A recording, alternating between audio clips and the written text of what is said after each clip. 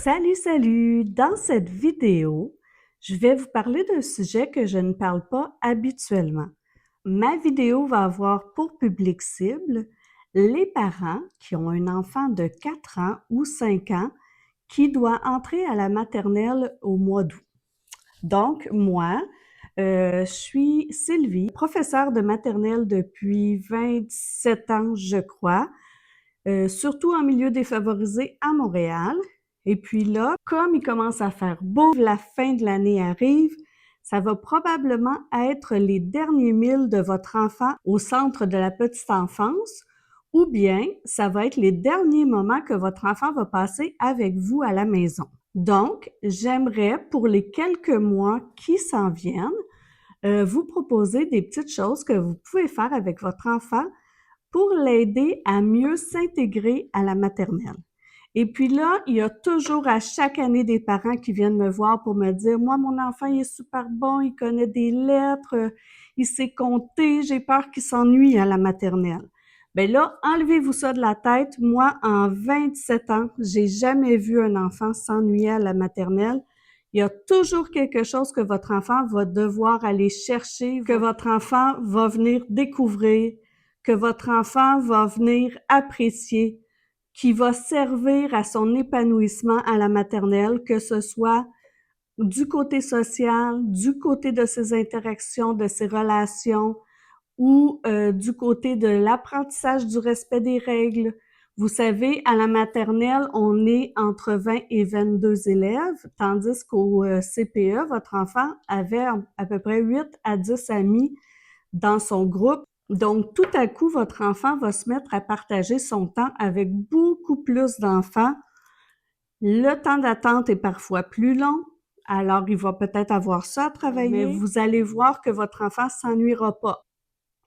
Souvent, les apprentissages sont faits à travers des thèmes intéressants, comme par exemple, je sais pas moi, les dinosaures, les super-héros, les animaux de la jungle, les différents pays du monde. Donc, votre enfant va toujours apprendre des nouvelles choses, soit à travers les thèmes qui vont être proposés par son enseignante, soit à travers les expériences scientifiques qu'il va faire, les démarches scientifiques qu'il va apprendre à utiliser. Il y a beaucoup d'enseignements faits à partir des livres d'histoire aussi. Donc, votre enfant va toujours trouver quelque chose qui va l'intéresser à la maternelle. Je vous en donne ma parole, ne vous inquiétez pas. J'ai envie de vous dire que la chose qui va le plus aider votre enfant à son intégration à l'école, c'est son autonomie et son sentiment d'avoir confiance en lui.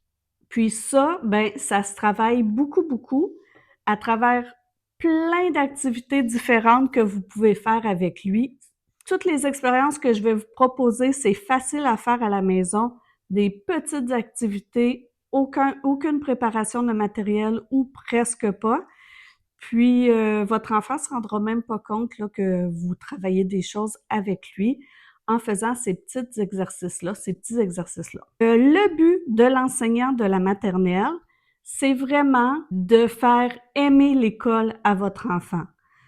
Donc, votre enfant devrait aimer son année à la maternelle, mais il y a des choses que vous pouvez faire pour l'aider. Alors, l'enseignante de maternelle va travailler, comme je vous dis, différentes sphères du développement de votre enfant. Puis, à travers ces sphères-là, elle va utiliser des activités intéressantes. Votre enfant n'aura non plus jamais l'impression de travailler à l'école.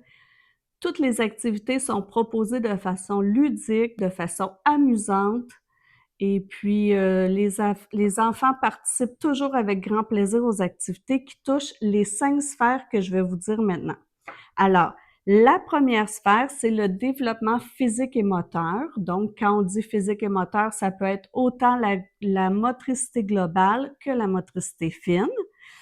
Ensuite, la conscience de soi, ça touche beaucoup l'estime de soi des enfants. Apprendre à s'apprécier, à être conscient de ses forces, de ses faiblesses, puis la gestion des émotions aussi. Il y a aussi vivre des relations harmonieuses. Donc ça, c'est apprendre à vivre avec les autres enfants de la classe et aussi avoir des relations harmonieuses avec les adultes de l'école. L'autre compétence qui est beaucoup travaillée, c'est la compétence de s'exprimer à l'oral et à l'écrit. Et aussi découvrir le monde qui l'entoure. Puis, découvrir le monde qui l'entoure, ben là, c'est là qu'on va voir les différentes sphères, là, comme par exemple les mathématiques, la science, les arts. On va aussi beaucoup regarder la curiosité de votre enfant face aux apprentissages et des choses comme ça. Donc, je vais vous aider en vous proposant des petites activités pour chacune des sphères de développement de votre enfant que vous pouvez faire à la maison.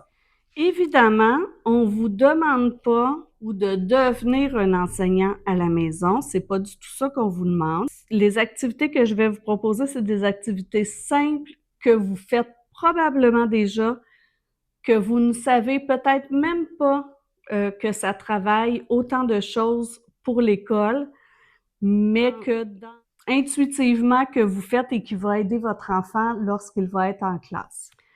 Alors, on va entrer dans le vif du sujet et on va voir qu'est-ce que vous pouvez faire en tant que parent pour aider votre enfant à apprécier son entrée à la maternelle, à s'intégrer dans le groupe et à être plus autonome. Mais évidemment, tout ce que je vous dis, vous n'êtes pas obligé de le faire. Je donne plein d'exemples différents pour travailler différemment selon la personnalité de votre enfant, selon l'intérêt que votre enfant a pour travailler ces choses-là de façon différente. Mais vous ne les faites pas toutes au complet si votre enfant ne s'amuse pas en les faisant. Le but, c'est de passer des bons moments avec votre enfant. Vous prenez dans les suggestions que je vous donne celles qui vous rejoignent le plus, celles qui plaisent le plus à votre enfant, celles qui sont le plus faciles à faire pour vous. Une des choses que vous faites probablement déjà, c'est de l'emmener au parc. Juste grimper dans les modules, marcher sur les poutres, marcher sur les ponts de corde, se balancer et laisser votre enfant se donner des élans.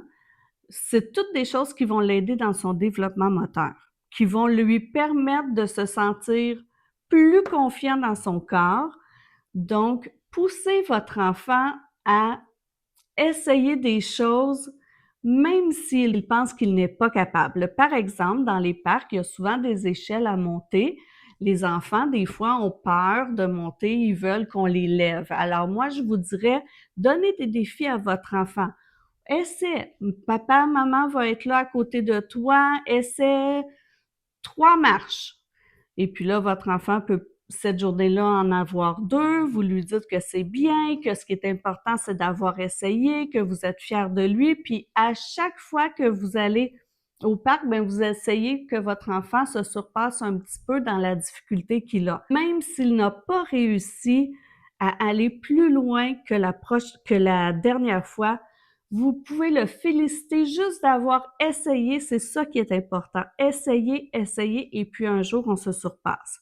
Les activités au parc vont lui permettre de travailler son développement moteur, travailler les grands muscles, travailler son équilibre, puis tout ça va faire en sorte qu'il va être plus à l'aise d'effectuer toutes les activités qu'on va lui demander à la maternelle. Bien sûr, l'été, ça se prête à la perfection pour travailler les activités motrices. Permettez à votre enfant le plus souvent possible de faire de la trottinette, de faire de la bicyclette, du patin à roulettes. Sortez dehors avec lui, lancez-lui le ballon, demandez-lui de l'attraper. Donnez-vous des défis, par exemple, il faut que le ballon fasse un bond et tu l'attrapes. Le ballon doit faire 2 bonds et tu l'attrapes. Tu dois lancer le ballon à maman ou à papa, le ballon doit faire un bond. Ensuite, lancer le ballon, votre enfant doit l'attraper sans qu'il y ait eu aucun bond de fait. Lancer une balle ensuite. La balle, c'est plus difficile, c'est plus petit. Vous pouvez faire des petits jeux simples aussi, comme vous amuser à sauter sur un pied, sur 2 pieds, se tenir en équilibre sur un pied, sur l'autre. marcher sur une ligne et à chaque fois que vous mettez un pied, le talon doit toucher les orteils de l'autre pied, ainsi de suite. Autre chose que les enfants aiment bien faire, c'est de se déplacer comme le ferait un serpent. En rampant, par exemple. Marcher comme un singe, marcher comme une girafe. Et là, vous vous amusez avec lui, vous le faites vous aussi. Marcher sur une girafe, vous demandez à votre enfant de marcher sur la pointe des pieds. C'est difficile pour certains enfants de marcher sur la pointe des pieds. Vous pouvez lui apprendre à jouer avec des cloche-pieds, marcher sur des petites échasses, sauter à la corde à danser. Tout ça, là, c'est des exercices que votre enfant peut faire pour développer sa motricité globale. Un enfant devrait bouger le plus souvent possible. Puis l'enfant aime naturellement ça, tous ces exercices-là. Alors, vous pouvez lui en suggérer là, parmi celles que je vous ai proposées. Faire les exercices moteurs va aider à votre enfant à avoir un meilleur tonus. Un meilleur tonus musculaire, ça va l'aider à mieux se placer sur la chaise, mieux se positionner, être capable de se tenir droit. Et ça va l'aider dans ses exercices d'écriture, dans ses exercices de coloriage, de découpage. Avoir du tonus musculaire, ça aide pour toutes sortes d'exercices en classe. Pour la motricité fine, là, vous la travaillez déjà, c'est sûr et certain. Mais une chose que je vous demanderais, c'est d'aider votre enfant à être plus autonome, tout en travaillant la motricité fine. Par exemple, lorsque votre enfant s'habille, de demander à votre enfant de se préparer plus tôt que d'habitude et le laisser se boutonner. Laissez, par exemple, s'il y a une petite chemise, laissez-le se boutonner. S'il y a un petit coupe-vent, laissez-le monter la fermeture éclair. Montrez-lui comment faire. Si vous avez la patience, montrez-lui comment faire les boucles de ses souliers parce que c'est sûr qu'à la maternelle, l'enseignante ne pourra pas montrer à 22 enfants à faire les boucles des souliers. Ça travaille énormément la motricité fine et aussi l'autonomie de votre enfant lorsqu'il va arriver en classe parce que lorsque ce sera l'automne qu'il devra s'habiller, mettre son manteau, il est certain que l'enseignante ne peut pas attacher les boutons, attacher les fermetures éclairs, les chaussures de tous les enfants. Donc, votre enfant n'aura pas besoin d'attendre, il va être autonome. Il va même peut-être pouvoir aider les amis à côté de lui. Ça va vraiment le valoriser. Puis, quand on se sent compétent, ben, on se sent valorisé. De façon un petit peu plus pointue, permettez à votre enfant d'avoir des ciseaux à bourron. Laissez-le expérimenter le découpage de plusieurs sortes de papier. Ça peut être du papier journal, du papier construction, du carton un petit peu plus fort. Laissez-le explorer librement le découpage pour commencer. Ensuite, vous pouvez lui demander de découper sur la ligne que vous allez lui faire. L'important, c'est de bien positionner les mains lorsque vous allez lui demander de faire du découpage. Le pouce doit toujours être dans le trou d'en haut et 2 doigts dans le trou d'en bas pour pouvoir bien contrôler. Ensuite, l'autre main doit tenir le papier. Puis, idéalement, la main qui tient les ciseaux ne tourne pas comme ça. Lui montrer qu'on tourne le papier plutôt. Dans les livres à colorier, des fois, là, vous pouvez lui demander de découper le dessin qu'il vient de faire. Par exemple, s'il a coloré un ballon, vous pouvez lui demander d'essayer de découper le ballon. Essayez de lui montrer d'être sur la ligne. On n'est pas dans la performance, ça reste dans le plaisir. Si votre enfant n'est pas tout à fait sur la ligne, vous pouvez lui dire que « Wow, bravo, tu as fait du beau travail, tu as découpé. Maintenant, la prochaine fois, on va essayer d'être sur la ligne. » L'important, c'est de souligner l'effort, la persévérance, lui montrer « Wow, tu as vu, tu trouvais ça dur, mais tu as réussi quand même à le découper au complet, tu n'as pas abandonné. » Ça, là, c'est très important de travailler ça avec votre enfant. Il n'a pas abandonné, qui a travaillé fort, puis que la prochaine fois, ben, on va avoir un autre petit défi, c'est d'essayer de le faire mieux, mais que vous êtes fiers de lui, puis que c'est beau ce qu'il a fait. Lorsque vous faites du coloriage, c'est vraiment à la mode, là, le coloriage avec les enfants. Même les adultes font des cosi-colos ces temps-ci. Donc, quand vous faites du coloriage avec votre enfant, premièrement, pour l'aider, offrez-lui des crayons de feutre à large pointe. Petite pointe pour un enfant de la maternelle, c'est trop difficile là, pour la plupart. C'est décourageant, c'est long, remplir l'espace blanc. Donc, offrez à votre enfant des crayons à large pointe. Ça va faciliter son apprentissage, puis ça va l'aider à ne pas se décourager. À la maternelle, de toute façon, c'est ce que votre enfant va avoir. Il va avoir des crayons feutres à large pointe. Donc, petit à petit, encouragez votre enfant à remplir le dessin, à ne pas laisser de blanc. Encouragez votre enfant à ne pas dépasser les lignes. Montrez-lui qu'il doit ralentir lorsqu'il arrive près de la ligne pour ne pas la dépasser. Amusez-vous avec lui, dessinez-vous aussi, donnez-vous des défis de dessin. Puis surtout, encouragez-le, toujours encouragez votre enfant à la persévérance. Pour que votre enfant travaille sa motricité fine aussi, puis les petits muscles de ses doigts, vous pouvez faire des petits bracelets avec lui, enfiler des perles, faire des petits colliers.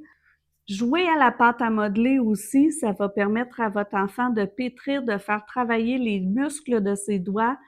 Tout ça, ça va l'aider quand ça va être le temps de tenir le crayon en classe.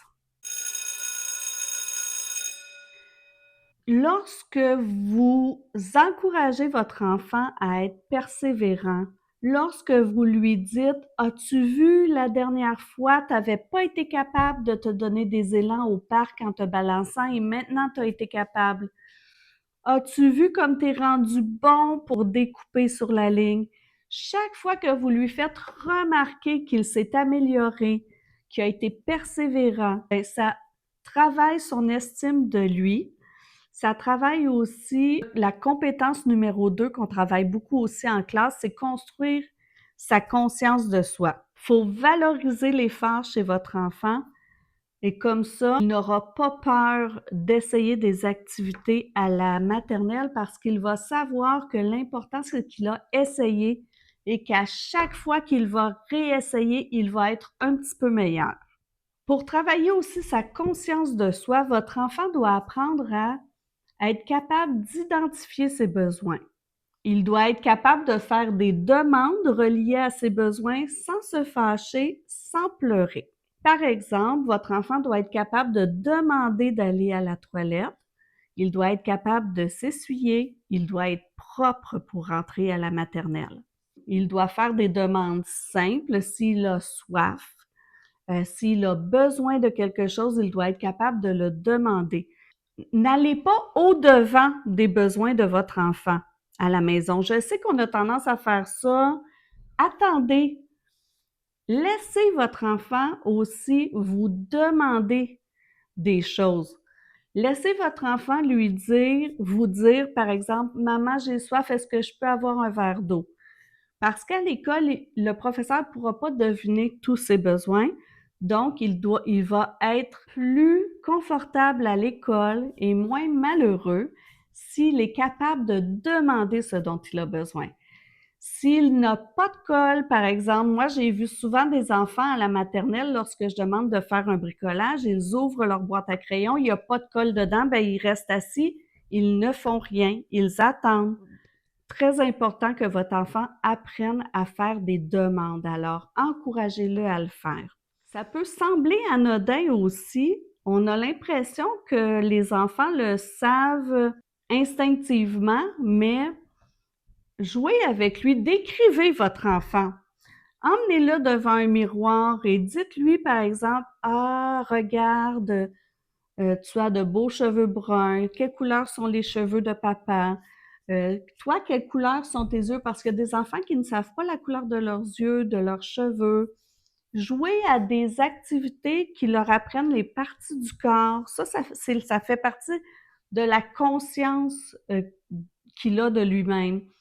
Alors, par exemple, vous pouvez jouer à des jeux aussi simples que j'en dis. J'en dis touche à tes épaules. Plein d'enfants ne connaissent pas le nom des parties du corps. Les épaules, les coudes, les genoux, le poignet, le cou. Il y a des parties du corps plus faciles, par exemple le ventre, on en parle souvent, mais les pieds, les mains. Jouez avec votre enfant à essayer d'apprendre les parties du corps qu'on nomme moins souvent. Vous pouvez prendre un petit toutou à la maison et lui dire, on va jouer à un jeu.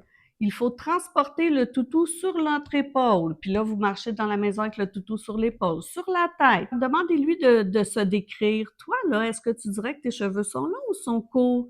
Vous voyez, toutes ces petites choses-là, là, c'est des choses que vous pouvez faire quand vous soupez, quand vous vous promenez dans le quartier. Je vous suggère aussi de faire des jeux pour qu'il apprenne à nommer ses émotions. Alors, lorsqu'il est triste, dites-lui, je vois que tu es triste. Pourquoi es-tu triste? Vous pouvez demander à votre enfant comment tu te sens.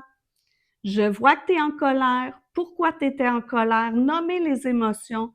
Comme ça aide votre enfant à savoir comment il se sent. Puis, à l'école, on va apprendre des trucs pour faire diminuer la colère, pour se calmer. Mais si votre enfant n'est pas capable d'identifier la colère, la peur, la tristesse, ben alors c'est plus difficile pour lui d'aller chercher les bons moyens pour répondre à son émotion, puisqu'il n'a pas appris à l'identifier, son émotion. Alors, quand vous regardez un film, vous pouvez demander, ah, comment tu penses qu'il se sent, le petit garçon? Quand vous lisez une histoire aussi, vous pouvez lui demander, ah, regarde le visage du lapin, est-ce que tu penses qu'il est content? Est-ce que tu penses qu'il est fâché? Toi, est-ce que tu es capable de faire un visage fâché? Est-ce que tu es capable de faire un visage joyeux? Comme ça va apprendre à votre enfant à identifier des émotions. Des petits jeux comme ça, bien faciles à faire, sans que votre enfant ait l'impression de travailler des notions importantes pour l'école. Il est important aussi d'apprendre à votre enfant quand se laver les mains. On lave nos mains après être à la toilette, on lave nos mains avant de manger, quand on s'est mouché, on lave nos mains. Comme ça, parce que nous, à la maternelle, on apprend beaucoup à ne pas propager les microbes aussi. Souvent, les enfants mangent dans la classe, sont au service de garde dans la classe. Alors, si le lavage des mains n'a pas été appris, on devra de toute façon le faire à la maternelle, mais je veux dire, si votre enfant le sait déjà, ça va diminuer les chances de propagation de gastro, d'otite, de toutes ces petites pestes-là qu'on ne veut pas avoir dans le corps de notre enfant. À la maison, il est important de ne pas ranger les jouets à la place de votre enfant.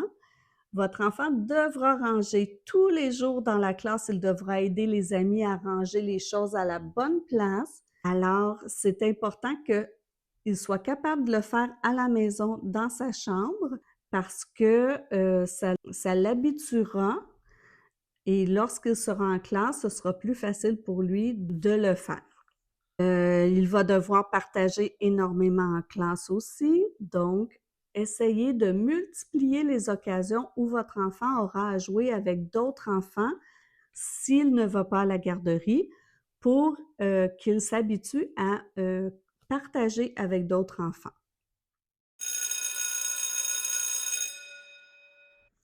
Pour développer sa compétence de vivre en relation harmonieuse avec les autres, bien sûr, partager fait partie de cela, mais aussi, il y a des choses toutes simples que vous pouvez faire à la maison pour que les relations soient plus saines, soient plus engageantes, soient plus naturelles.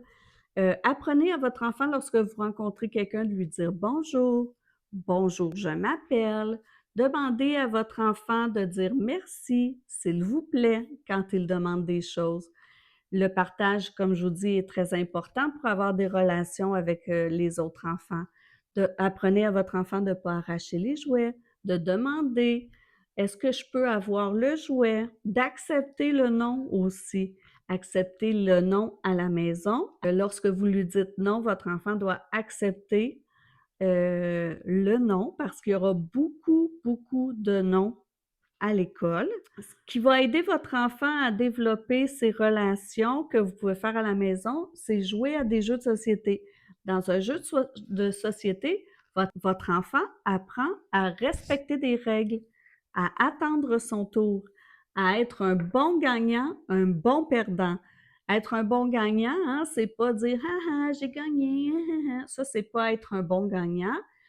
Mais être un bon gagnant, ça peut être de dire ah, j'ai gagné, mais merci d'avoir joué avec moi, je suis contente d'avoir joué avec moi. La prochaine fois, peut-être tu vas gagner. Être un bon perdant, ben, c'est de ne pas se fâcher lorsqu'on perd. Pour montrer à votre enfant, ne le laissez pas toujours gagner. Parce qu'à l'école, il ne gagnera pas toujours. Dans la vie, on ne gagne pas toujours. Alors, apprenez à votre enfant à accepter la défaite. Vous dites, par exemple, ben, aujourd'hui, c'est papa qui a gagné. Hier, c'était toi. Alors, dans les jeux de société, votre enfant va aussi beaucoup apprendre à compter, à dénombrer. Il y a les règles dans les jeux de société, mais une autre chose qui peut aider votre enfant, c'est d'établir des règles aussi à la maison et d'instaurer une routine pour l'aider à se repérer dans le temps et aussi parce qu'à l'école, on va avoir beaucoup de routines. Vous pouvez instaurer la routine du dodo. Ça peut être, par exemple, on prend notre bain, on lave nos dents, on lit une histoire, on fait dodo. Ça peut être la routine du matin. Le matin, on se lève, on s'habille, on va déjeuner. Essayez de faire les choses toujours un peu de la même façon. Ça va aider votre enfant comme il n'a pas de notion du temps, il n'est pas capable de lire l'heure, ben ça l'aide beaucoup s'il sait qu'à chaque fois qu'on a fini de déjeuner, on va laver nos dents et qu'à chaque fois qu'on a fini de laver nos dents, on part pour l'école. Ça l'aide beaucoup, votre enfant, à se situer dans le temps et établissez des règles aussi à la maison. Il peut y avoir plein de règles à respecter à la maison. C'est à vous de les établir. Moi, je ne suis pas là pour vous dire quelles règles établir. Chaque maison a ses propres règles. L'important, c'est que votre enfant sache quelles sont ces règles-là et que vous interveniez lorsque la règle n'est pas respectée. Parce qu'à l'école, il y aura des règles, votre enfant devra les respecter. Il aura quelques chances parce que c'est un enfant en apprentissage, mais s'il refuse d'accepter et de respecter les règles, il y aura des conséquences. Respecter des règles dans un groupe aide à avoir des relations harmonieuses.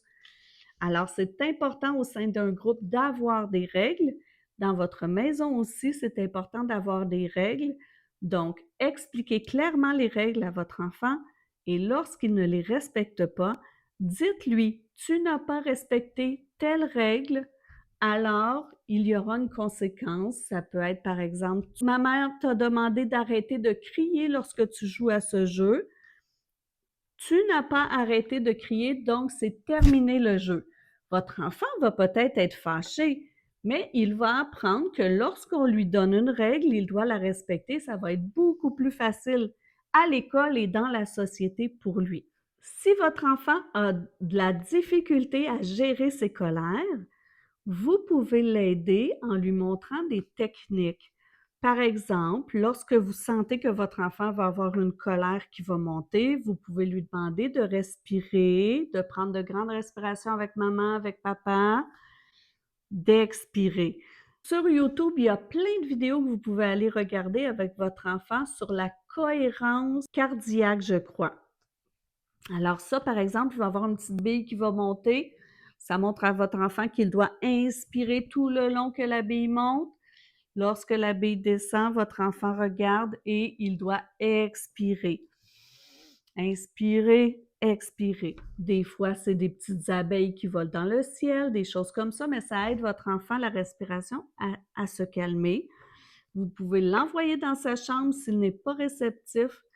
Revenez toujours sur la colère. Dites-lui que vous savez qu'il est en colère. Pourquoi il est en colère, vous pouvez lui demander. Puis vous lui dites pourquoi vous avez eu un refus. C'est comme ça, c'est une règle et c'est tout. Il ne faut pas avoir peur de la peine ou de la colère de votre enfant. C'est des sentiments inévitables, mais vous pouvez en discuter avec lui et lui dire pourquoi les règles sont importantes d'être respectées. Toutes les interactions sont propices à développer les relations harmonieuses.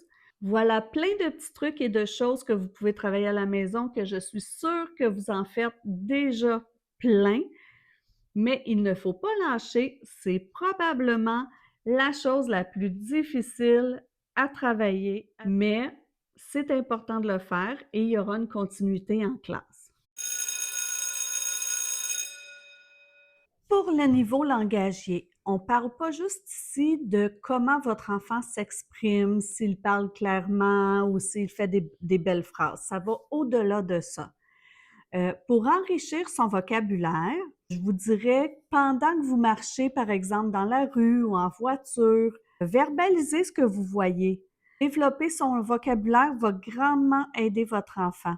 À la maison, lorsque vous pouvez regarder des images avec lui, vous n'êtes pas obligé de raconter une histoire. Vous pouvez, par exemple, vous servir d'une image dans un livre, d'une image à la télé que vous placez sur pause, puis vous demandez à votre enfant de vous dire ce qu'il voit. Est-ce que tu vois des vêtements? Puis là, vous lui demandez quelle sorte de vêtements, de les nommer. Est-ce que tu vois des animaux? Puis comme ça l'aide votre enfant inconsciemment à faire des catégorisations dans sa tête.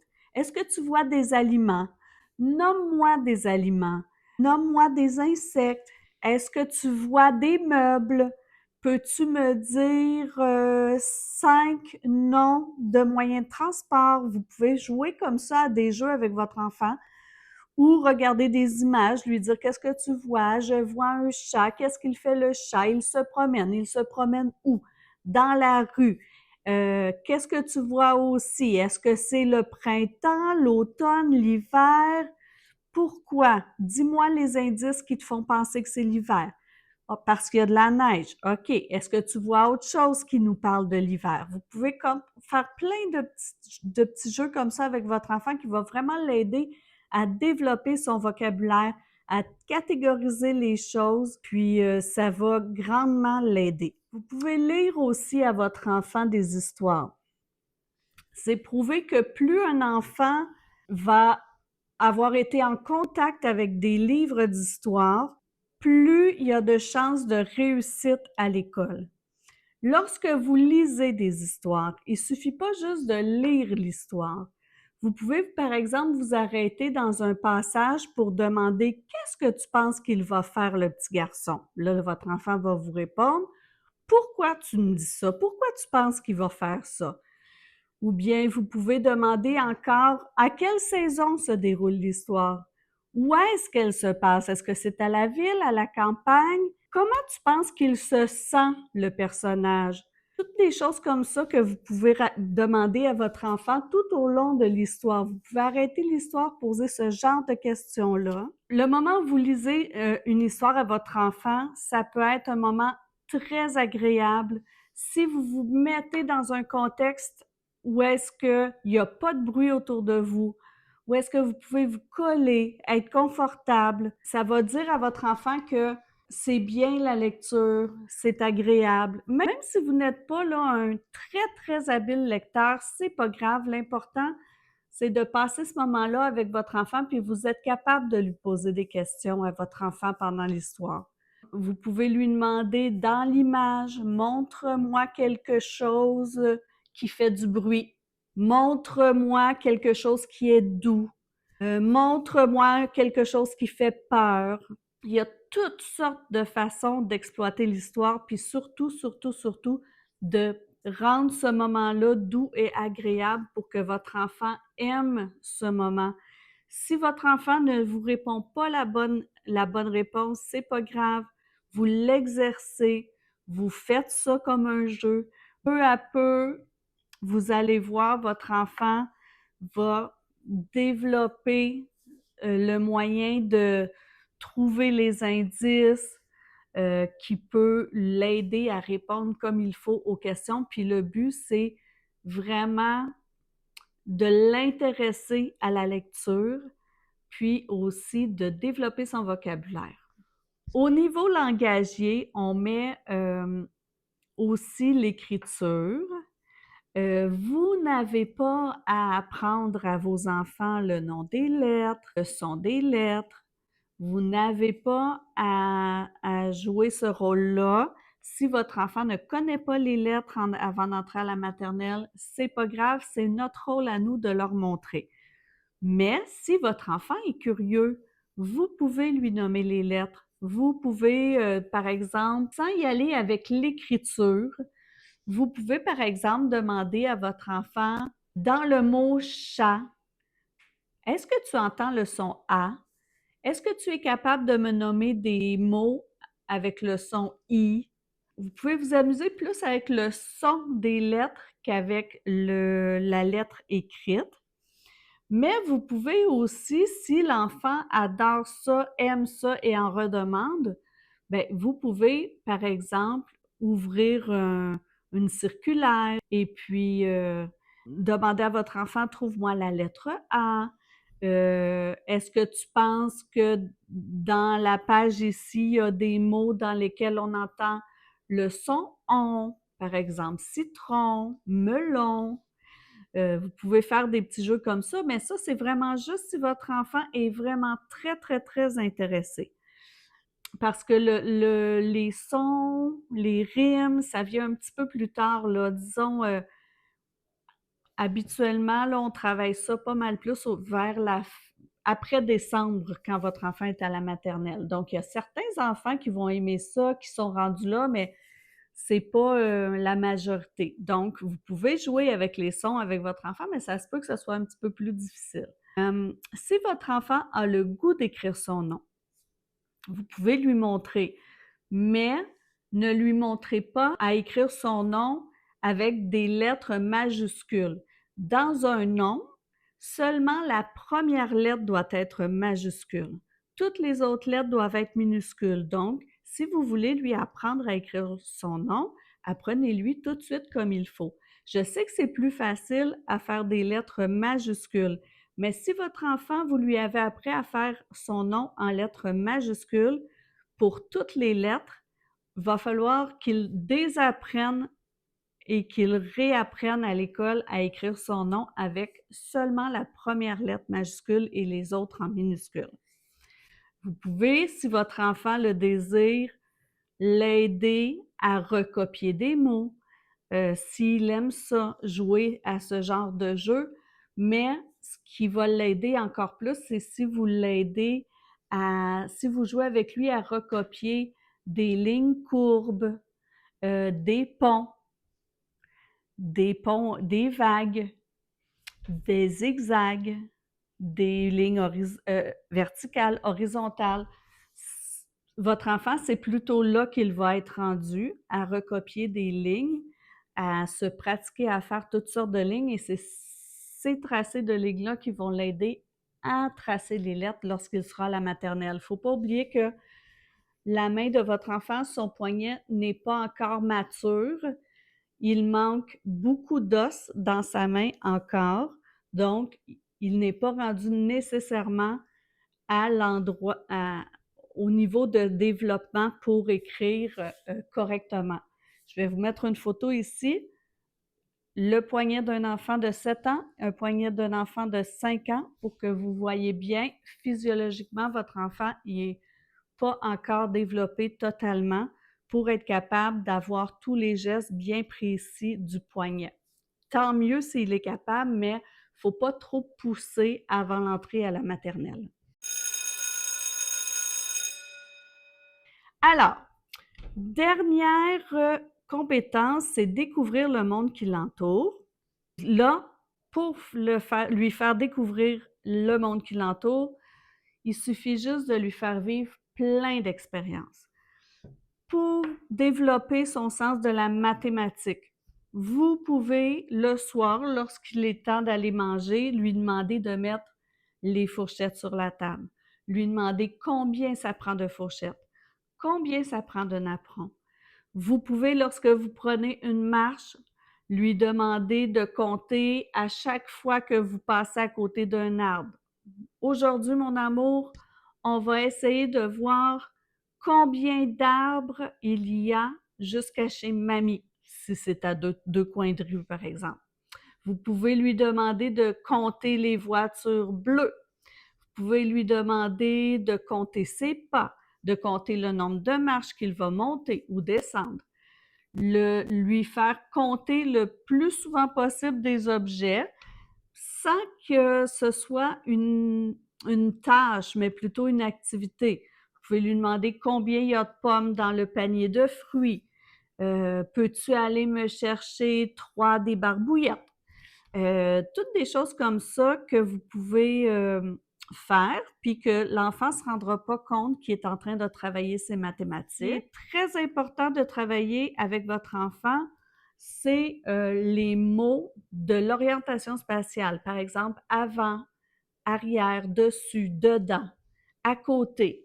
Donc, vous pouvez lui demander, par exemple, de prendre sa petite voiture et de la mettre sur la table, de la mettre sous la chaise, de la mettre à côté de lui, devant lui, derrière lui.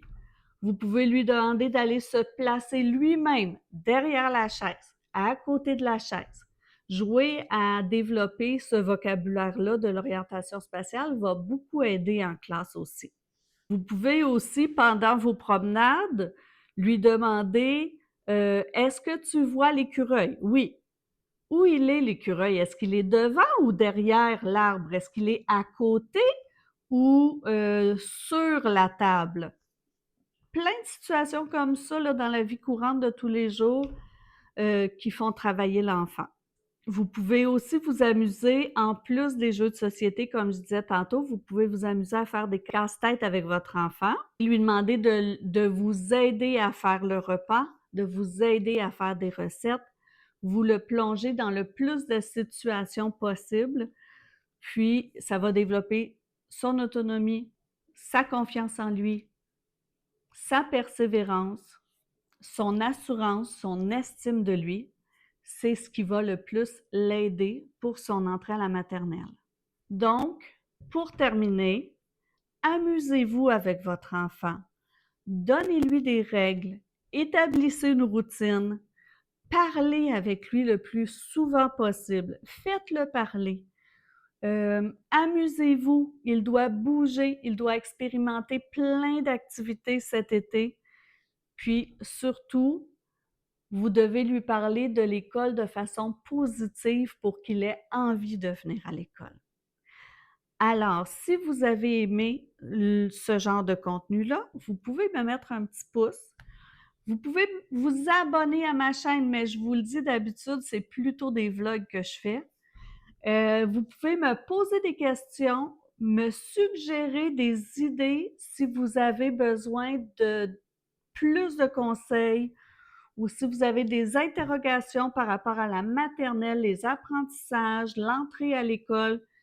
Envoyez-moi vos questions en commentaire, puis je ferai une autre vidéo si j'ai assez de demandes. Puis moi, je vous dis, passez un bel été avec votre enfant, amusez-vous et bonne rentrée!